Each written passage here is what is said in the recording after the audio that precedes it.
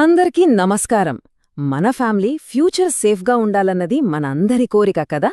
కాని దానికోసం నెలా నెలా కష్టపడి సంపాదించిన డబ్బు నుంచి ప్రీమియం కట్టాల్సిన అవసరం లేకుండా ఒక్క స్మార్ట్ ఫైనాన్షియల్ ప్లాన్తో ఇన్సూరెన్స్ను ఫ్రీగా పొందొచ్చు అంటే నమ్ముతారా? అవునండి, ఇది అక్షరాలా నిజం. అసలదెలా సాధ్యమో ఈరోజు మనం తెలుసుకోబోతున్నాం. అంటే టర్మ్ ఇన్సూరెన్స్ను ఉచితంగా పొందడం నిజంగా పాజిబులేనా? ఈ ప్రశ్న వినడానికి కొంచెం ఆశ్చర్యంగా ఉన్నా ఒక సరైన పద్ధతి ఫాలో అయితే ఇది ఖచ్చితంగా సాధ్యపడుతుంది. ఈ స్మార్ట్ స్ట్రాటజీ గురించి ఇప్పుడు మనం వివరంగా చూద్దాం. సాధారణంగా చూస్తే ఇన్సూరెన్స్ ప్రీమియంలు లాంటి నెలవారీ బిల్లులో మన జీతం మీద ఒక పెద్ద భారమే. ఇది ఎప్పుడూ ఉండే ఖర్చే. కానీ ఆలోచించండి, దీనికి బదులుగా కేవలం ఒక్కసారి కొంత అమౌంట్ పక్కన పెడితే ఆ డబ్బే దానంతట అదే తన ఖర్చుల్ని భరిస్తూ మనకోసం పనిచేసే ఒక సిస్టమ్ ఉంటే అబ్బా, ఎంత బాగుంటుంది కదా. ఈరోజు మనం మాట్లాడుకోబోయేది సరిగ్గా అలాంటి ఒక అద్భుతమైన స్ట్రాటజీ గురించే. ఈ తెలివైన ఆర్థిక వ్యూహం పేరే పోమెస్ లూప్ స్ట్రాటజీ. ఇది మన ప్రొటెక్షన్ కోసం మన జేబులోంచి ఏమీ కట్టకుండా మన డబ్బుతోనే పేమెంట్స్ చేసే ఒక ఫైనాన్షియల్ ఇంజిన్ లాంటిదనమాట. ఇప్పుడు అసలు ఈ పోమిజ్ లూప్ అంటే ఏంటో సింపుల్గా చెప్తాను. ఇది చాలా చాలా సులభం. ఒక గవర్నమెంట్ స్కీమ్లో ఒకేసారి కొంత డబ్బు డిపాజిట్ చేస్తాం. దానిమీద నెలనెలా వచ్చే వడ్డీతో మన టర్మ్ ఇన్సూరెన్స్ ప్రీమియంలను ఆటోమేటిక్గా కట్టేస్తాం. భలే ఉంది కదూ. ఈ స్ట్రాటజీ కేవలం మూడు సింపుల్ స్టెప్స్లో పనిచేస్తుంది. 1. పోస్టాఫీస్ మంత్లీ ఇన్కమ్ స్కీమ్లో ఒకేసారి కొంత డబ్బును డిపాజిట్ చేయడం. 2. గవర్నమెంట్ నుంచి ప్రతి నెలా గ్యారంటీగా వచ్చే వడ్డీని అందుకోవడం. ఇక 3. ఆ వచ్చిన వడ్డీని ఉపయోగించి మన టర్మ్ ఇన్సూరెన్స్ ప్రీమియంలను ఆటోమేటిక్గా పే చేయడం. అంతే. సరే, అంతా బానే ఉంది. కానీ ఈ స్ట్రాటజీకి బ్యాక్ బోన్ లాంటి ఆ గవర్నమెంట్ స్కీమేంటి?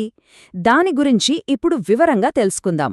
పోస్టాఫీస్ దీన్ని ఎలా సాధ్యం చేస్తుందో చూసేద్దాం. ఇక్కడ మనం గుర్తుపెట్టుకోవాల్సిన మ్యాజిక్ నంబర్ 7.4%. 2026 నాటికి పోస్టాఫీస్ మంత్లీ ఇన్కమ్ స్కీమ్ అందిస్తున్న వార్షిక వడ్డీ రేటు. ఈ స్టేబుల్ గవర్నమెంట్ గ్యారంటీడ్ వడ్డీయే మన స్ట్రాటజీకి అసలైన బలం. ఈ టేబుల్ చూస్తే మనకు స్కీమ్ వివరాలు క్లియర్గా అర్థమవుతాయి. వడ్డీ రేటేమో 7.4% పర్ ఇయర్, కానీ వడ్డీ మనకు నెలనెలా చెల్లిస్తారు. సింగిల్ అకౌంట్లో అయితే గరిష్టంగా 9 లక్షలు, అదే జాయింట్ అకౌంట్లో అయితే 15 లక్షల వరకు డిపాజిట్ చేయొచ్చు. దీని టెన్యూర్ 5 ఏళ్లు, ఆ తర్వాత మళ్లీ రెన్యూ చేసుకోవచ్చు. సో ఇది చాలా నమ్మకమైన, సేఫ్ అయిన స్కీమ్ అన్నమాట. ఓకే, ఇప్పుడుదాకా థియరీ గురించి మాట్లాడుకున్నాం.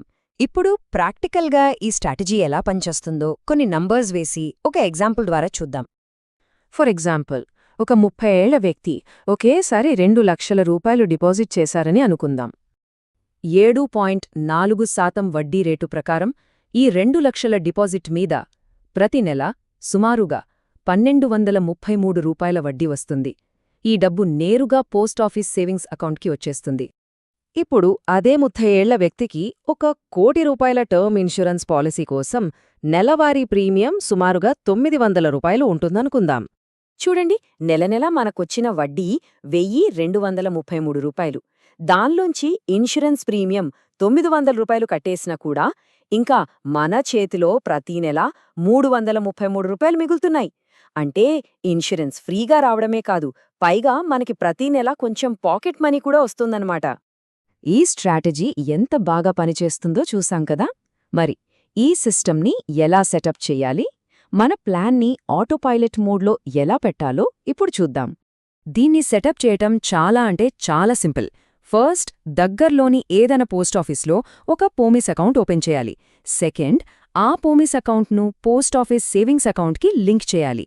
థర్డ్, ఇన్సూరెన్స్ ప్రీమియం ఆటోమేటిక్గా కట్టవడానికి ఒక స్టాండింగ్ ఇన్స్ట్రక్షన్స్ సెట్ చేయాలి.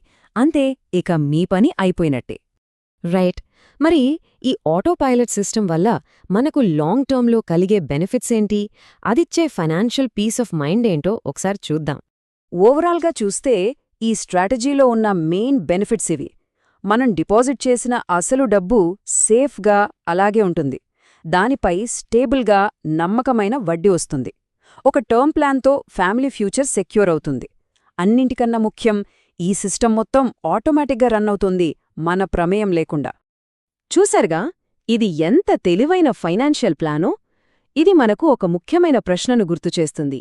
మన ఫైనాన్షియల్ లైఫ్లోని మిగతా భాగాలను కూడా ఇలాగే ఆటో పైలట్లో పెట్టడానికి ఇంకా ఏమైనా మార్గాలున్నాయా? ఒక్కసారి ఆలోచించండి.